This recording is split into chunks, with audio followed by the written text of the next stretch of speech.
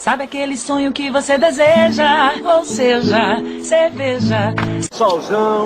Aí, rapaz. Cervejão. Eu não vou sair daqui nunca mais. Muito lindo, meu. Mas chega de varefu. Toma tua cerveja e te arranca. A fronteira tá abandonada, tchê. Começa agora o documentário Ou Seja, Cerveja. Cerveja em Santa Maria, da produção ao consumo. Com certeza você já escutou. Ih, só pele e osso. Chegaram os gaúchos. Tchê, te trouxe uma cerveja lá da nossa terra.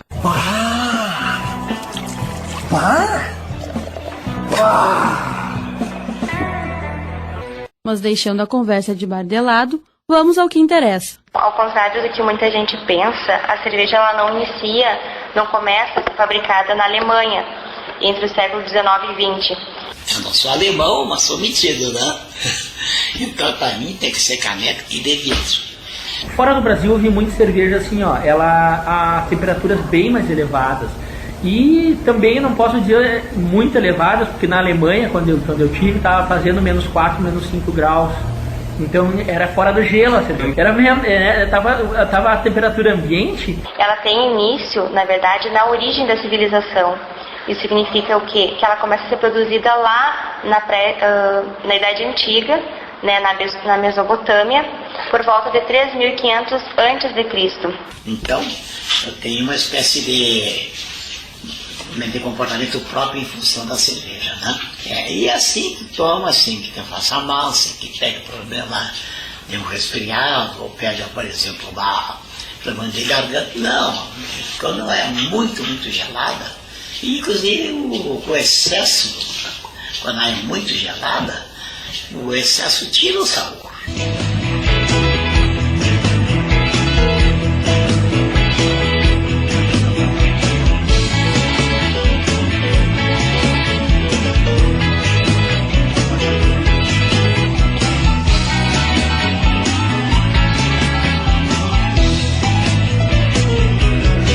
Não bebo tequila, nem uísque também. Não quero rum, nem vem que não tem. Eu não tô afim dessa garrafa de gin. Se fosse possível hoje a reunião dos escritores Bukowski e William Shakespeare, o físico Niels Bohr, o político Abraham Lincoln e os membros da banda Kiss, em que lugar você acha que os encontraria? Acesa, qualquer lugar, aonde esteja um monte de cerveja. Cerveja em Santa Maria, da produção ao consumo.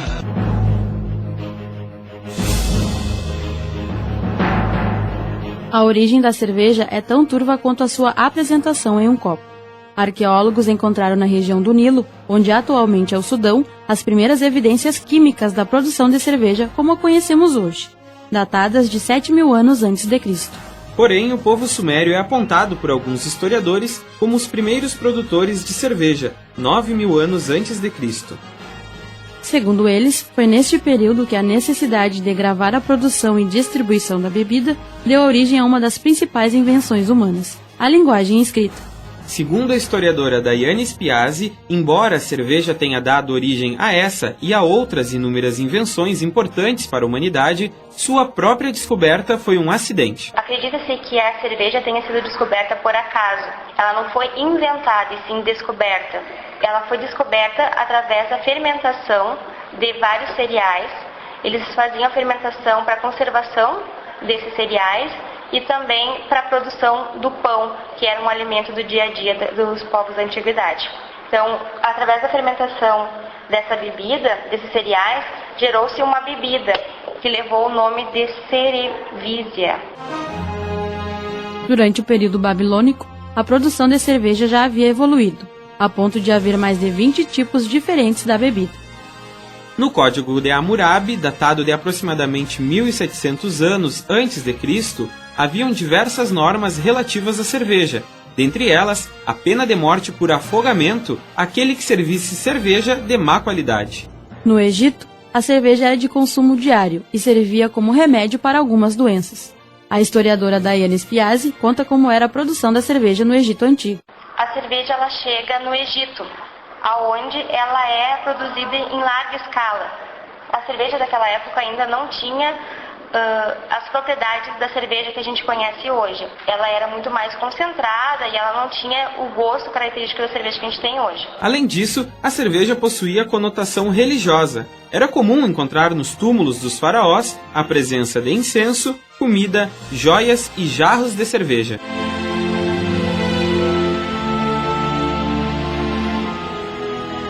Na Idade Média, a produção e comercialização da cerveja foram incentivadas pelos mosteiros. Neste período, existiam relatos de milagres envolvendo a bebida, como o de Santa Brígida, que teria transformado a água de seu banho em cerveja, para que alguns religiosos tivessem o que beber. A religião influenciou diretamente na evolução da cerveja. Os monges são os responsáveis por torná-la mais nutritiva e agradável ao paladar. Na Idade Média, mais precisamente entre os anos 700 e 800, a cerveja passou a ser produzida pelos mosteiros. Nos mosteiros, os monges eles passam a adicionar o lúpulo à fórmula da cerveja. O que o lúpulo traz para a cerveja? Além de uma preservação maior, que eles descobriram ele como um conservante natural e de ótima qualidade, ele agrega sabor, ele traz esse sabor mais amargo que a cerveja tem. Então é a partir daí que se ganha as características da cerveja de hoje em dia. E a partir desse momento que acontece a difusão maior pela Europa. Ela ajudava os religiosos a passarem pelos longos períodos de jejum, quando só era permitido o consumo de líquidos. Neste período, a produção deixou de ser apenas artesanal e doméstica para dar origem às industriais. Quando Cristóvão Colombo chegou à América, descobriu que os nativos já fabricavam uma espécie de fermentado de milho, semelhante à cerveja consumida na Europa. Em 1808, a cerveja chegou ao Brasil trazida pela família real portuguesa, mas apenas em 1849, a primeira fábrica da bebida é aberta em solo tupiniquim, na cidade do Rio de Janeiro. Muita história até chegarmos na cerveja como consumimos hoje.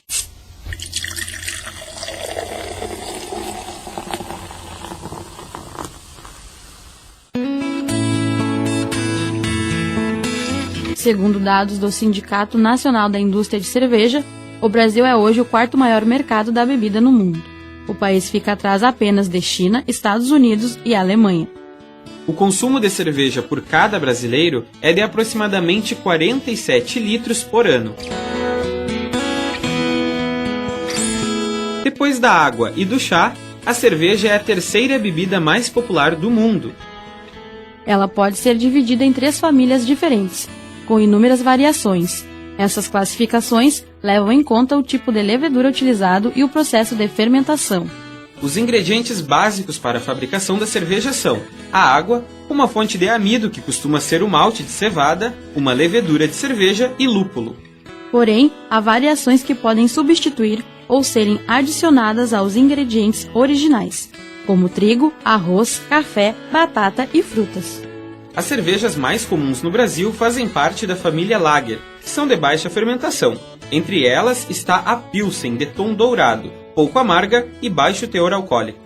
A Dunkel, um pouco mais escura e produzida com maltes torrados, e a Bock, que é avermelhada e com um teor alcoólico superior.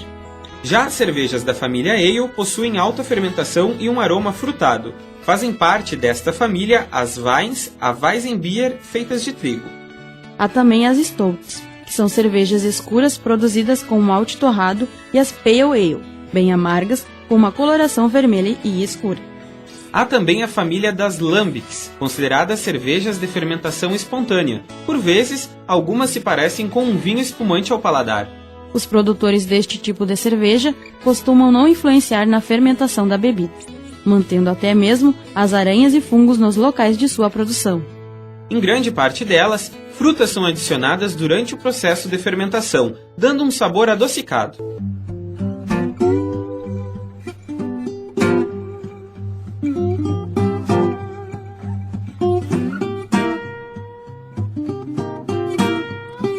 Santa Maria é responsável pela produção industrial de 2 cervejas nacionais, a Dado Beer e a Província.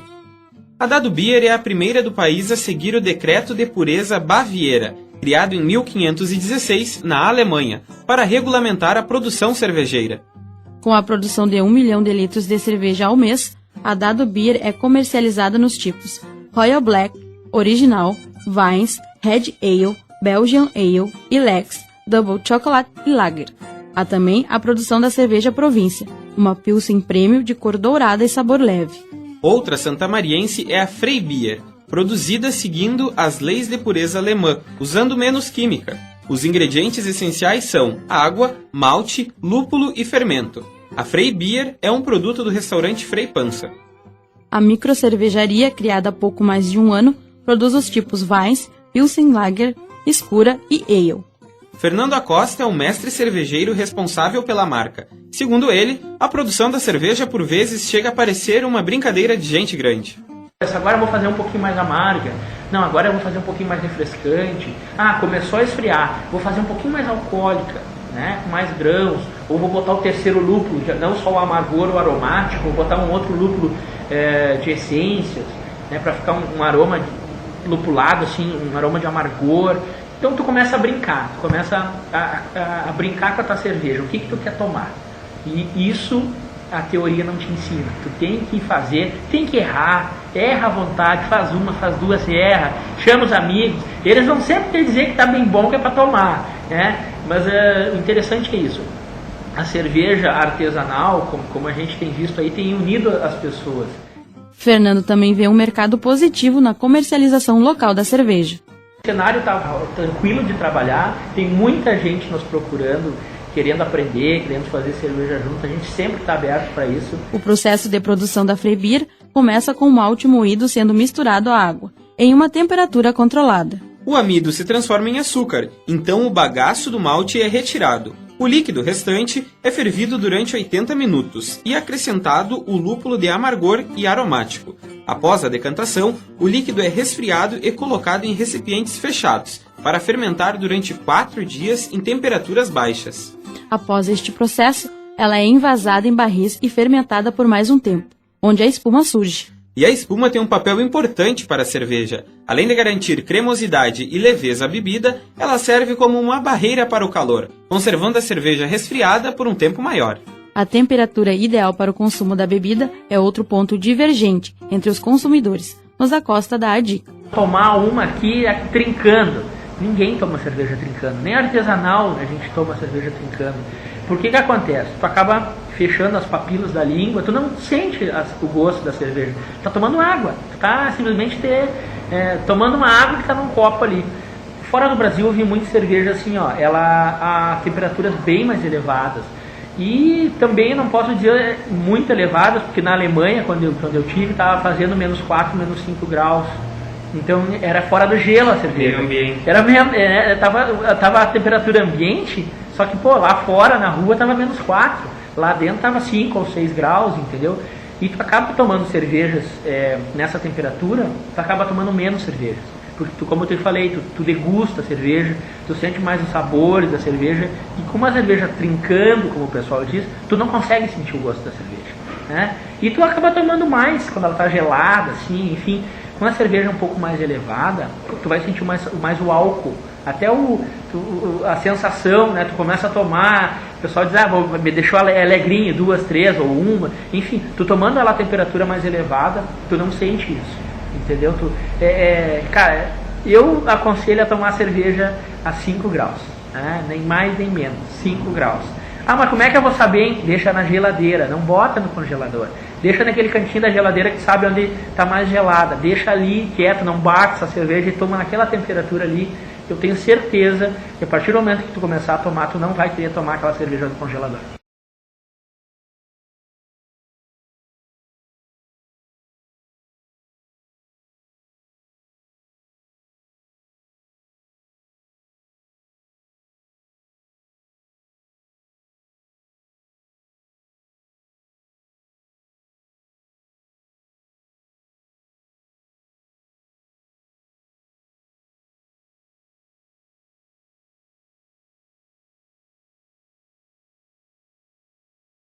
Para os santamarienses que gostam de investir apenas no consumo, existe uma loja especializada em cerveja, com venda de produtos nacionais, importados e artesanais. A Beer Code pertence a uma pessoa que adora cerveja, Fernando Santiago. Artesanal nacional por causa da validade. Artesanal importado é muito difícil por causa da logística, porque a validade é muito pequena dos artesanais. Como também tem as não pasteurizadas. Não pasteurizadas, o que é? Essa cerveja tem que ficar refrigerada. São cervejas vivas, elas estão sempre trabalhando. Entendeu? É um chopp engarrafado. A cerveja mais vendida na loja é propriedade de uma cervejaria mexicana, em conjunto com o canal norte-americano de televisão Fox. Muito conhecida entre os fãs do desenho Os Simpsons, a campeã de vendas é a cerveja Duff, a preferida de Homer Simpson. Será que esse pode ser o melhor dia da minha vida? Oh, cerveja! Parece que nós temos um novo campeão. O médico Pedro Augusto Maza, consumidor entusiasta de cerveja, acredita que já tenha consumido a bebida oriunda de muitos países. Ele conserva em sua casa uma coleção de canecas, que, segundo ele, é o recipiente ideal para apreciar a cerveja. E como conhecedor cervejeiro, Maza acredita que o mercado nacional está na frente de muitos países. Mas a nossa cerveja aqui no Brasil agora tem uma cotação internacional muito boa. Nós chegamos, estava lendo uma reportagem há dias atrás mesmo, que a cerveja brasileira está se impondo aqui como uma das melhores do mundo. Esse eu tenho lido e com toda certeza, eu vou estar de acordo com o teor da reportagem. Apontada muitas vezes como vilã na dieta e causadora de uma barriguinha indesejável, os ingredientes contidos na cerveja podem trazer benefícios para a saúde, com apenas 71 calorias por copo. O lúpulo tem ação antioxidante, que previne o câncer, sendo que o seu efeito é superior ao do vinho e do chá verde. Em conjunto com a cevada maltada, o lúpulo garante uma boa saúde óssea, sendo recomendado o consumo diário da bebida para obter estes benefícios. Os ingredientes usados na fabricação, unidos ao processo de fermentação pela qual a bebida passa, garantem uma série de antioxidantes naturais e vitaminas que podem ajudar a prevenir doenças cardíacas e auxiliar na reconstrução muscular. Além disso, a cerveja é composta por 93% de água, sendo uma aliada importante contra a desidratação. Para o consumo da cerveja ser benéfico, mas aponta uma recomendação. É como a gente diz, toda e qualquer bebida, só tem um segredo, limite. Pronto.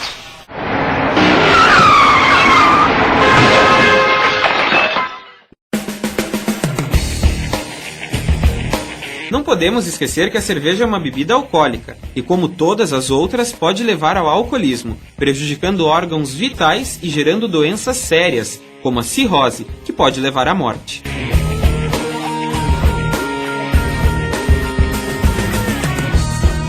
E desde o momento que começou este documentário, aproximadamente 2 pessoas já morreram vítimas do trânsito. Segundo a Associação Brasileira de Medicina de Tráfego, uma pessoa a cada 12 minutos morre, vítima de acidente de trânsito no Brasil. A ingestão de bebida alcoólica é responsável por 30% destes acidentes. Motoristas embriagados potencializam as gravidades dos casos. O motorista que bebe e dirige tem os movimentos prejudicados pela bebida. Ele perde a noção de distância. Se é vítima de colisão, resiste menos tempo aos ferimentos. Estudos científicos comprovam que a ingestão de álcool provoca perda de reflexos, confusão mental e euforia.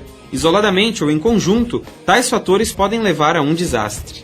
Não há um limite seguro para beber e dirigir.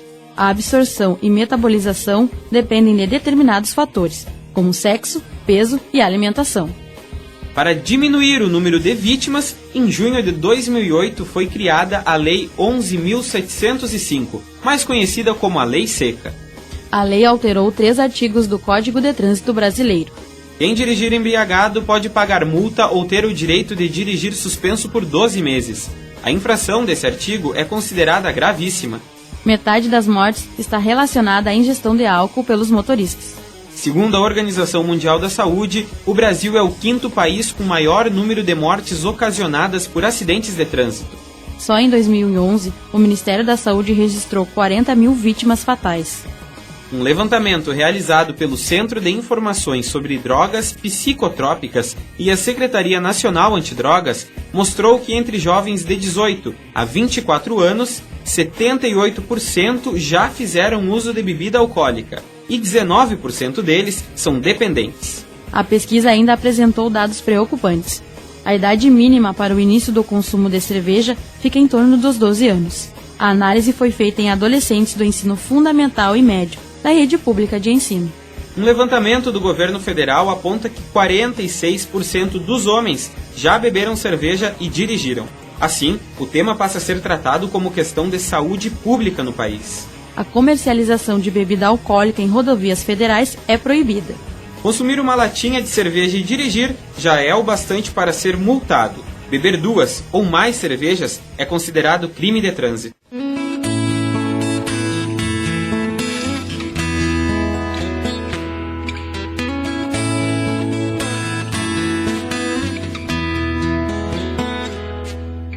É a receita mais antiga do mundo, a primeira bebida a ser produzida industrialmente, e apontada por historiadores como peça fundamental para a invenção da agricultura, da roda, da linguagem escrita e inúmeros avanços tecnológicos. A cerveja, uma bebida descoberta por acaso, produzida com praticamente os mesmos ingredientes do pão, o alimento mais consumido do mundo. Será que sem a cerveja ainda estaríamos vivendo da caça e pesca, morando em cavernas e sem uma linguagem escrita própria? Será mesmo que a cerveja é apenas mais uma bebida alcoólica dentre tantas outras? Possivelmente teríamos encontrado outra forma, mas nenhuma evolução seria tão bem apreciada pelo mundo todo.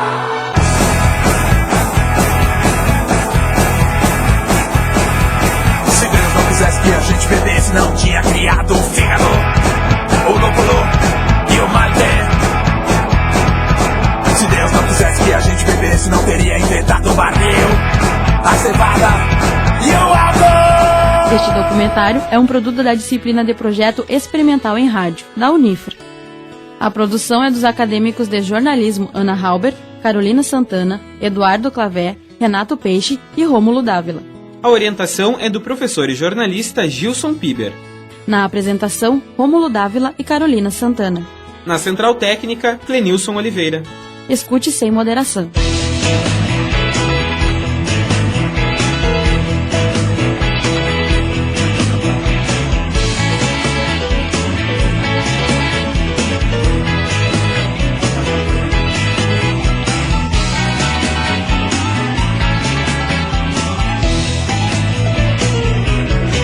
Não bebo tequila, nem uísque também. Não quero rum, nem vem que não tem. Eu não tô afim dessa garrafa de gin. Não sei qual é a graça de um porre de cachaça. Vou procurar de vela acesa qualquer lugar aonde esteja um monte de cerveja.